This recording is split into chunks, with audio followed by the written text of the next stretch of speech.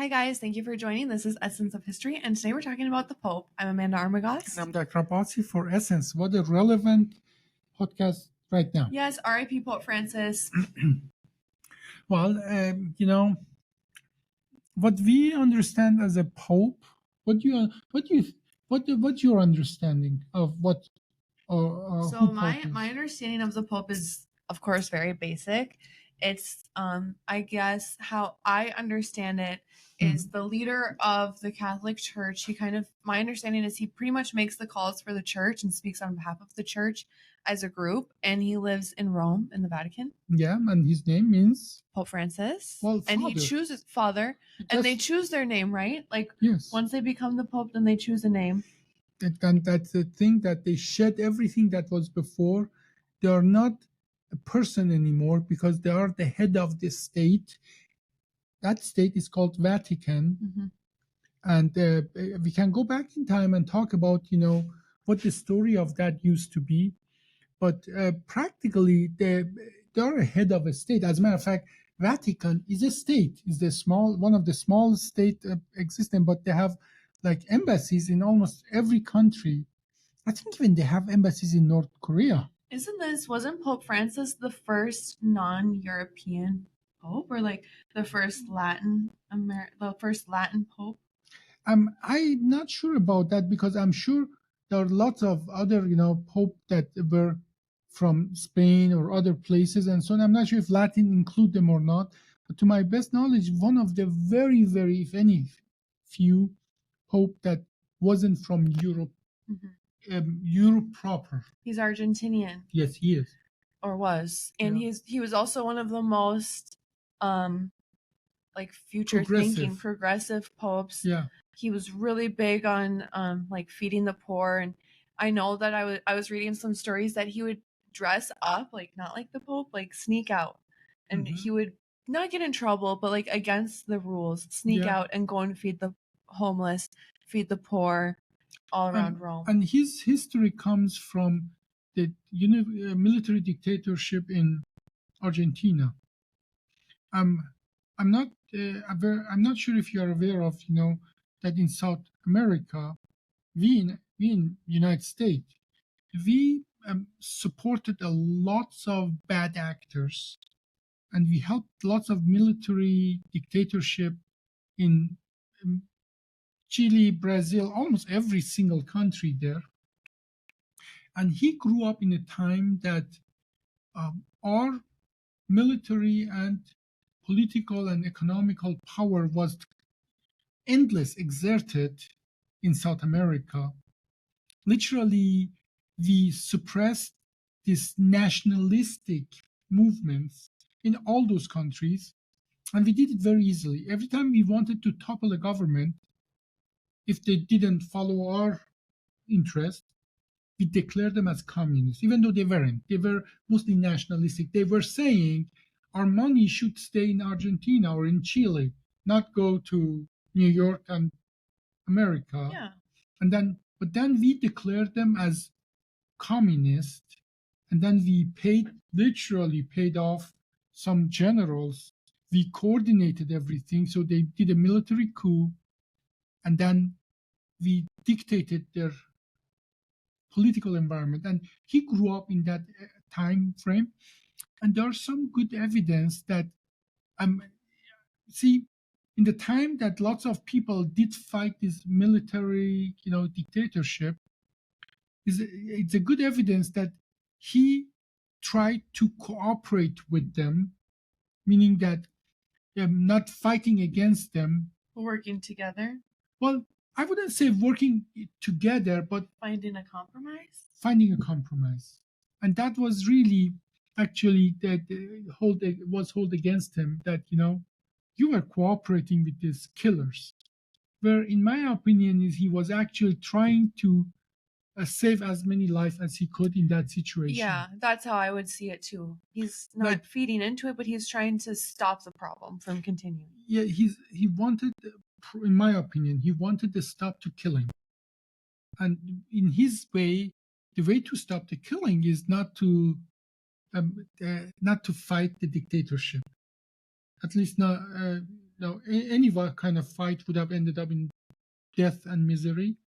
And so, but that was held against him. Now, yes, he was one of the most progressive popes, and now we are going to go through a Also, process. wasn't he the first pope to say, like he didn't say I'm for gay marriage, but he said I'm not. He said I'm against anti-gay marriage rules. Now, well, let's put it that at least he said something along the lines of, "It's not my position to choose to say what God's going to say about you." Do you know who was the pope before him? The Cardinal Ratzinger, a German, who became Pope Benedict, who was in Germany already known as the most conservative and, conservatively radical pope. Before him, it was Pope Jean Paul, who was Polish. He started some progressive movement, very limited, very, very limited. And Ratzinger, Pope Benedict, reversed most of that. And I would say the Catholic Church, not Catholic religion, but Catholic Church, has been in a peculiar situation and in a state of disorganization for a long time. Number one, because the whole earth is moving in one direction, the whole humanity is moving in this direction, and they just have been have been holding back, and Pope Benedict actually reversed lots of progressive movement in that direction. And then there was literally a disastrous situation. What do we do? Are we going to be getting smaller and smaller? Because look at the young people, look at the humanity. It's moving one direction, and we are still holding to our way of life from 100 years ago. Can we really keep doing that? Yeah. And he, in his way, I think the Pope Francis, in his way, trying to open up the church to say, that's the way we are going to survive. We are with you. We are part of this movement of humanity and so on. And it's not really much that he never literally said, I'm okay with the gay marriage and so on. He just said, I'm not against it. That is the extent he could go. Mm-hmm. You remember, this is the same person that 50 years before that, he didn't fight the killer's dictatorship. He tried to reduce the damage. Yeah. So he was pragmatic in his own way, but that's maybe the best he could do with the situation. Gosh, yeah, for sure. Yeah. Especially kind of like the way that things are going today with religion. I think now religion was kind of like open, like becoming more like accepting, like I love you kind of thing, and now it's going back to being closed. Yeah, in my perspective. Yeah, well, I think religion is something that brings lots of people together. Totally. But that part of that bringing together are the people. Mm-hmm. And people, obviously, today are very different than people 50 years ago or even 30 years ago. Now, yeah, or even 10. Yeah, and there is obviously almost any religion or any ideology, any political things, to a certain point, they want to manage the way things are because that's known. If you start changing things, there are lots of unknown there, and certainly, understandably, they will struggle to make big changes. But the fact is, like, language, it changes, really literally changes. Mm-hmm. Now imagine there are people who absolutely want to talk like people spoke 100 years ago. And you understand them, but it's just different. They are different. They're not keeping up with you. They're not, they use words that and then it comes to misunderstanding, because if people just say, I'm going to still talk the way it was spoken 100 years ago, and they're going to start telling words that is very offensive now. They weren't used to be offensive 100 years ago. Totally. and even if they were offensive, that was okay to be offensive and so on. It was just sometimes borderline offensive. Yeah, but now imagine if religion or any organization keep to that thing that we are just going to do what we do and things are going to change, but we don't care. They're eventually going to make themselves irrelevant in the life of humanity. So, and I think the Catholic Church has been struggling with that changes that are there and are necessary. And Pope Francis, in my opinion, did a good job in, bringing this, the group of people under their religion oversight and the organization of the church. I think he did the best he could to bring them together. Now, as you know, the Pope is elected in something called conclave. What do you know about that? So my understanding of how the Pope is elected is that there's cardinals, and the cardinals all group together and get bricked in, like locked into this room, until they all come to a unanimous decision of which one is going to be. Well, it doesn't have to be unanimous, but it needs to be a kind something like a super majority. And then literally they just voting, and as a matter of fact, they can vote for anybody. It doesn't even have to be one of them. No. So okay. As a matter of fact, I think it has to be a Catholic. I don't believe they can choose you or me. Well, they can't choose me because I'm a woman, and that's actually one of my other questions. Yeah, it has to be a man, and but it has to be a Catholic. But I don't believe there is a rule. I think there's one other rule: they can't be American. I don't believe so. I think that I learned in school that the Pope cannot be from the U.S. or living in the U.S. because that would be giving the U.S. too much power, considering how much power we already have. I would look that up because I don't believe that is something written and so on. I would be extremely surprised if that was true. Now, in reality, it's always one of the cardinals that's going to be elected. Yeah. And it's really... Oh, yeah. Any baptized Roman Catholic male is technically eligible to be the Pope. However, the vast majority have been from the College of Cardinals. Yeah. So, but I don't believe that the U.S. being U.S. or not. Yeah, that's what I learned in school. Maybe that's what I'm not sure about that. I would dispute that. So it says if the Catholic Church were also run by an American, the global dominance of the U.S. would be overwhelming. But it doesn't. But it doesn't say that it cannot be a U.S. It just probably would not happen until the U.S. falls apart. Okay, that's a different podcast.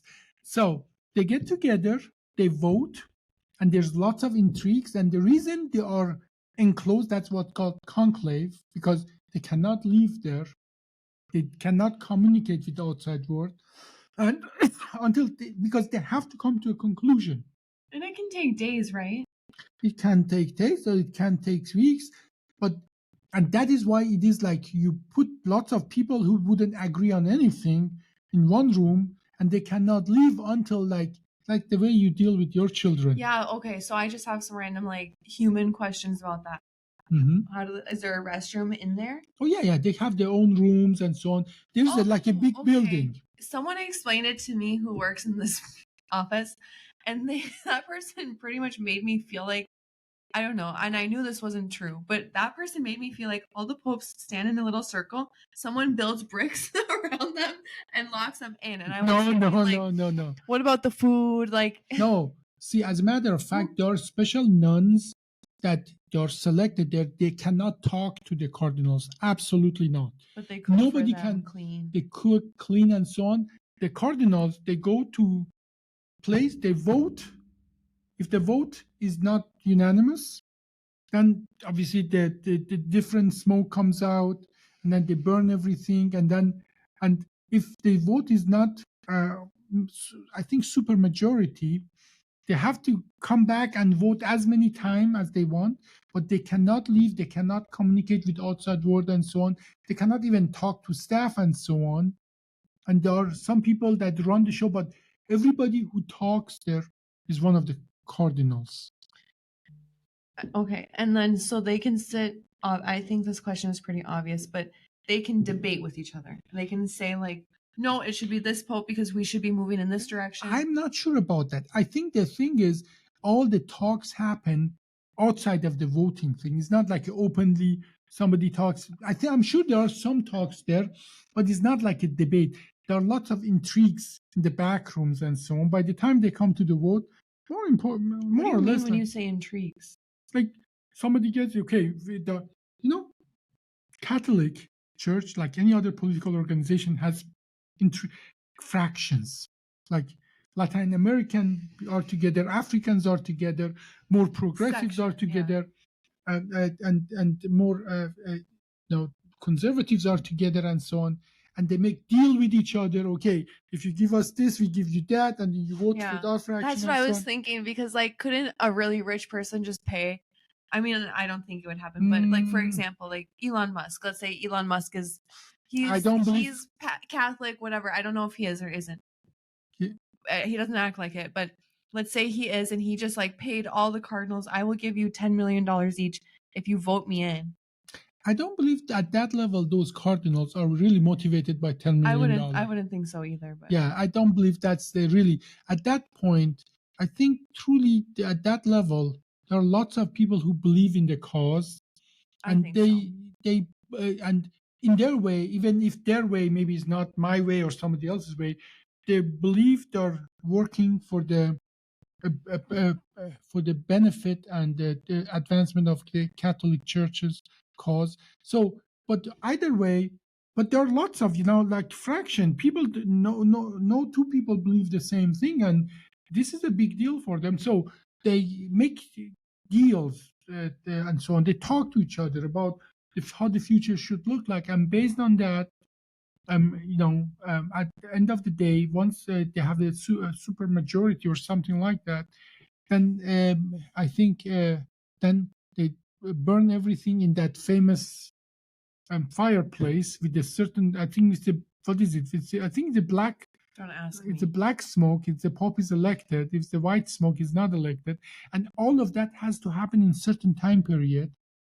Well, in certain time period, they have to get together and they get enclosed until they cannot stand it. They would vote anything because, believe it or not, the Pope wasn't just the head of the state in Vatican. He used to be the head of the state in the entire world and later in the entire Catholic world. You cannot be without the head of state there because that's chaos. Yeah. So they could not leave until they have chosen. And all of that is designed to make it that more you go, it's more uncomfortable it is. And I have heard, I'm not sure if it's true, that they stay minimalistic. The food is not the best. I think that makes total sense. Accommodation is not the most comfortable. They want them to be uncomfortable, that only keep going as long as only necessary to finish the job, because the head of the world, that was what it was, cannot be empty. So, the chair of the head of the world cannot be empty. So my understanding of these current cardinals, how many cardinals can we have? I don't know exact number. I think they're in 100, 150 to my best knowledge. Because I know that there's 10 main cardinals that are up and running for the next pope. Mm-hmm. And they're all from all around the world. Look up how many cardinals are out there. There's 252 cardinals in the Catholic Church. However, only 135 are eligible to vote. What I thought, about 100 to 150. As cardinals are over 80 are not eligible to vote. That's awesome. I wish that we would make rules like that in the U.S. Not that you can't vote, but that you can't run when you're over 80 for anything, period. Yeah. But anyway, my understanding of the cardinals is that the popes choose them.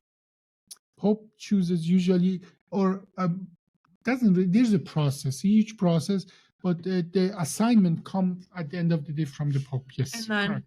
Pope Francis, the Pope who just passed, I think that he's chosen about 80% of these current cardinals, is what I heard. I'm not sure about that, but obviously, by the time these cardinals become cardinal by nature, but the path they have to have it, they're not the youngest already. No, this new one is, or the one who, the Filipino one, who's kind of like up and running, the top guy. I don't know. I'm not into the whole, I'm not versed on it, but he's my vote. Yeah, well, you're not even Catholic, so take your vote out there. I was raised Catholic. You were raised Catholic? Mm-hmm. I went to Okay. Catholic church. Oh wow. Well, maybe you're Catholic, so maybe you can have. Well, Yeah. He's 67. 67. Mhm. Yeah. Now, to be a cardinal, you have to go through a long, long process. By the time you're a cardinal, you're already pretty old. So there are very few years left there. So I can imagine that there is a good amount of turnover in those positions. And I think it's what an interesting idea that don't let them to vote, because I knew that there are about 100 to 150 cardinals that vote, but I didn't know that I actually have more. The other one just cannot vote. So what a good idea. That is a pretty progressive idea too, because I Yeah. think people over 80 would have such a different mindset than people who are like 65. No, I think the reason for that is that those people, even if you lose your mental capacity, You can still be in position. you can still be in the position, and they don't want something of this gravity be decided that the question even about their mental capacity. I think that's a very, very smart. Whoever did that thing rule is very smart. I think so. So yeah, but what we And the need, Pope is the Pope until he passes away. correct, or resigns, because the last Pope Benedict, He resigned, didn't he? he resigned, and then that was, I think, one of the very few times actually that we had two Pope, a Pope Emeritus and the actual Pope, and was actually the very few times that has happened. Has there ever been a time, maybe there has in history that you don't know about, but has there ever been a time when we had to like evict a Pope? Ooh, yeah, they were actually okay. Yeah. You have to go far, far back, and there are a few popes that they were pope just for a few days, and some people say they were evicted from life and so on. But there were actually some popes that they were. We are not sure about that. That they died under very strange circumstances. So, and there were some popes that actually armies fought against them, but then they didn't really kill them. They just damned their. You see, you know how Vatican is, right? Vatican is an extremely small place. Vatican is much smaller than any of the suburbs. No, Vatican is just few blocks of land. Okay. Do you ever think why? How comes that just these few blocks of land became Vatican? You have to know the history of Italy to understand that. You remember we talked about how Greek were big, and then the Roman were big, and then they fought and so on, and then eventually Roman Empire fell apart, right? And then it was this different kind of kingdom. The biggest one was actually French kingdom, which they became really, really big. And then British Empire became big. And then, but the British Empire in 1500, the damn uh, king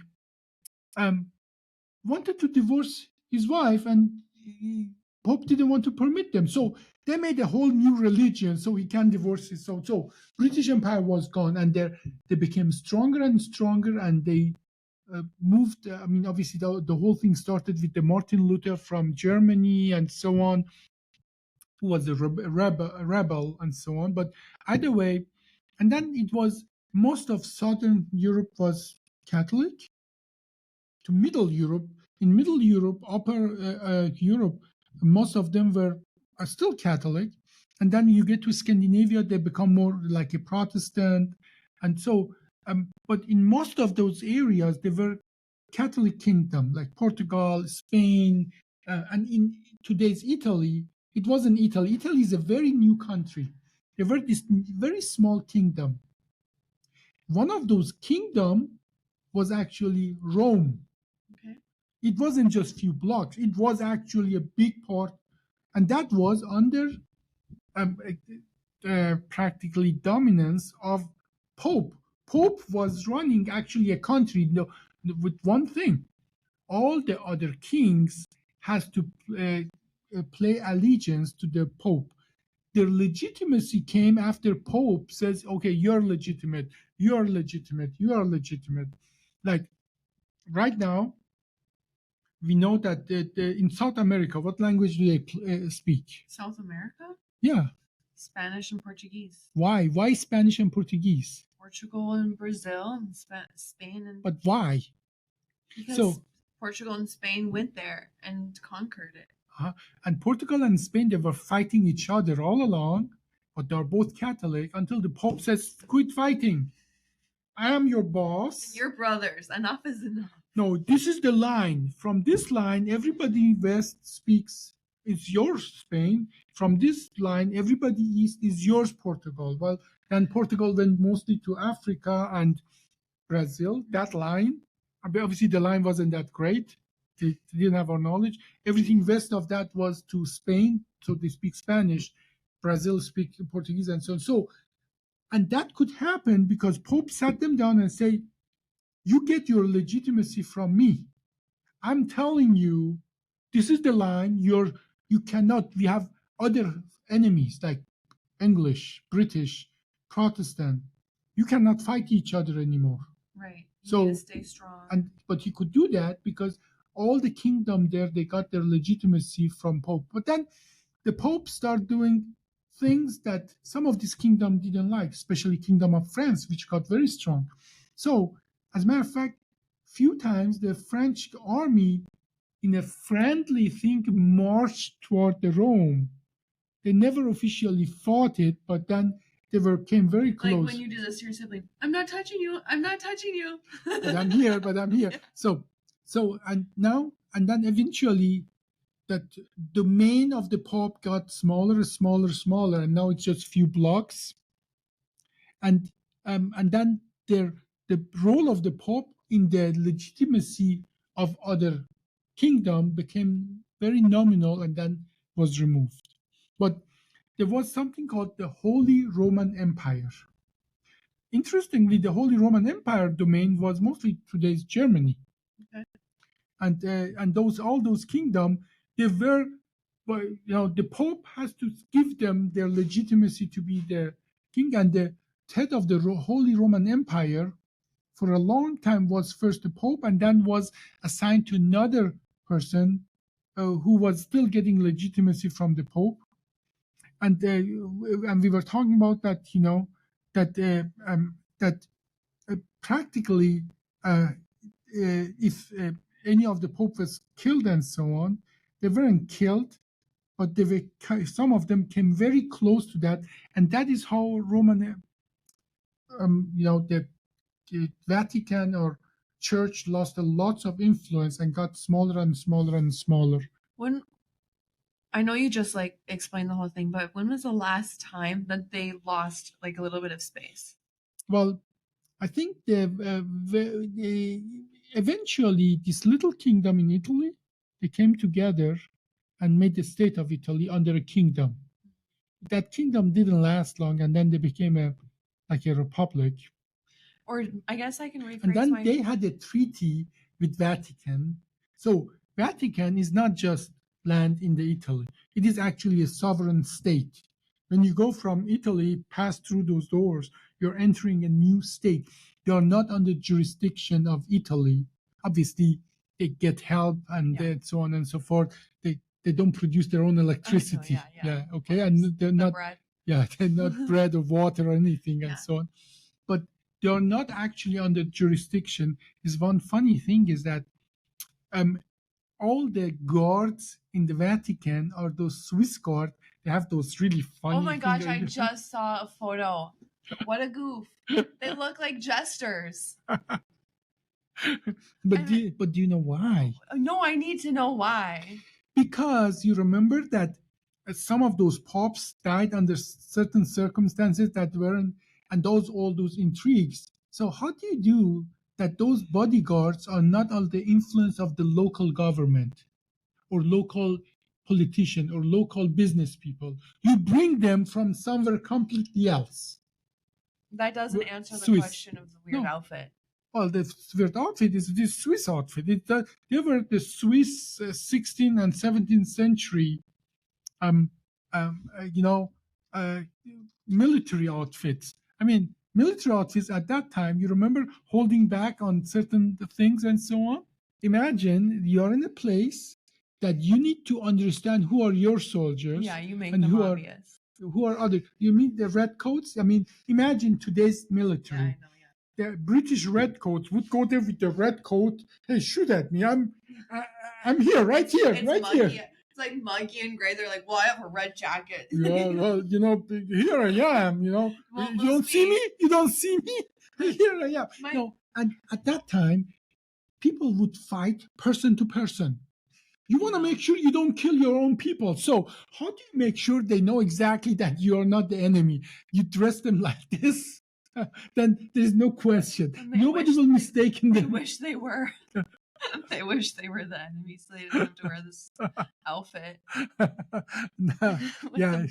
Puffy pants and tight knee-high socks. There is no way you can mistake them for enemy. My question I was trying to ask is, in the future, do you think that the Pope, the Vatican, will have less power than they do now?